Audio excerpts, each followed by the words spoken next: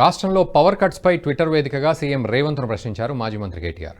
రాష్ట్రంలో power cuts లేకుంటే ఇంతమంది ఎందుకు ధర్నా చేస్తున్నారో చెప్పాలన్నారు. ఉప్పల్లో విద్యుత్ కోతలతో అక్కడి సబ్స్టేషన్ వద్ద ఆందోళన చేసిన ప్రజలు అంటూ ఓ వీడియోను పోస్ట్ చేస్తూ సీఎం రేవంత్ను విమర్శించారు కేటీఆర్. రాష్ట్రంలో కరెంటు కోతలు లేవని, 24 గంటలు నిరంతరాయంగా విద్యుత్ సరఫరా చేస్తున్నామని సీఎం రేవంత్ రెడ్డి చెప్తున్నారు. కానీ ఇంతమంది సబ్స్టేషన్ వద్ద ఎందుకు ధర్నా చేస్తున్నారని ప్రశ్నించారు.